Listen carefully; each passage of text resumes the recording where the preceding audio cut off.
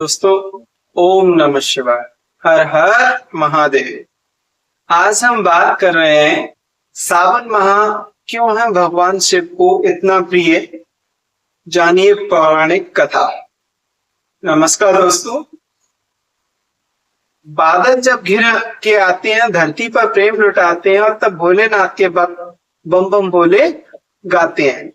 दोस्तों, हर महीने का अपना महत्व है, पर सावन की बात ही कुछ और है। इस महीने में शिवाला में जो भीड़ उमड़ती है, वो कांवड़ जो कंधों पर सजती है, क्या आपने कभी सोचा है आखिर सावन को शिव जी ने ही अपना प्रिय महीना क्यों माना? तो आज मैं आपको सुनाता हूं वो पौराणिक कथा जो जोड़ती है सावन को शिव और शक्ति के अमर प्रेम से। कथा जाती है समुद्र मंथन तक। जब देवता और दानव अमृत की खोज में सागर मंथन कर रहे थे, तो मंथन से पहले निकला हलल विष मान, जिसने घबरा दिया तीनों लोगों का प्राण।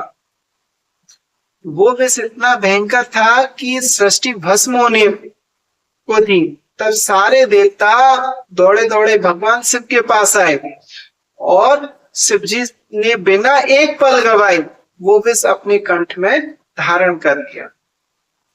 विष पीकर बचाई जिसने सृष्टि सारी, नीलकंठ कहलाए वही शिव भोले भंडारी।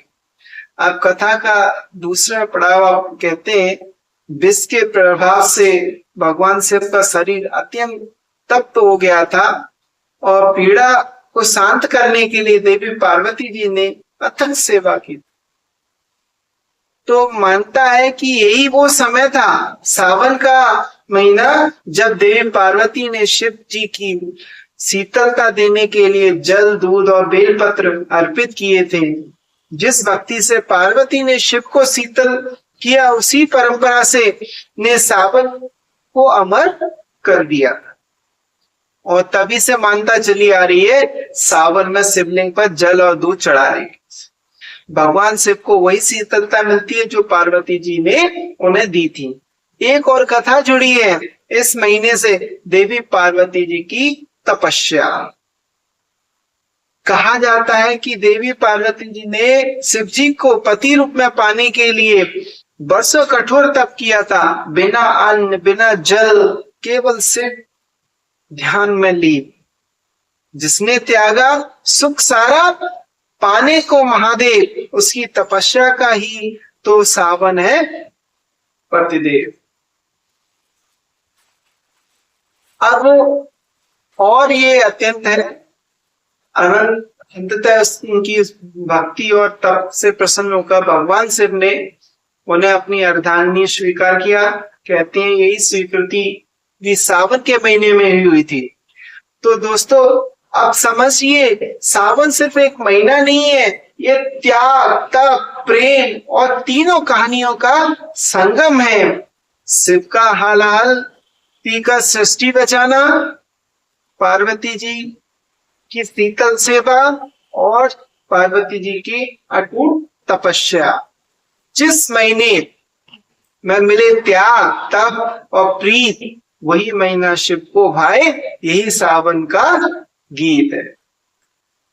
यही वजह है कि सावन में से वक्त उपवास रखते हैं, जल अभिषेक करते हैं, कांवड़ यात्रा करते हैं, क्योंकि वो भी उसी भक्ति को जीना चाहते हैं जो कभी पार्वती जी ने जी थी।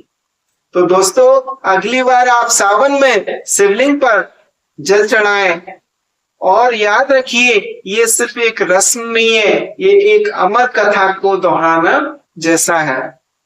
जो विष पीकर भी जग को अमृत बांटे, जो तप से रीझे, जो भक्ति से नाते, वही तो है शिव, वही है सावन का सार। जो त्याग में से साचे, जो त्याग से सींचे, वही पाए प्रेम अपार। ये है क्या रिपीट, जैसे जो शिव पीकर भी जग को अमृत बांटे, जो तप से रीझे, जो भक्ति से नाते, वही तो है शिव, वही है सावन का सार। जो त्याग से सींचे, वही पाए प्रेम अपार।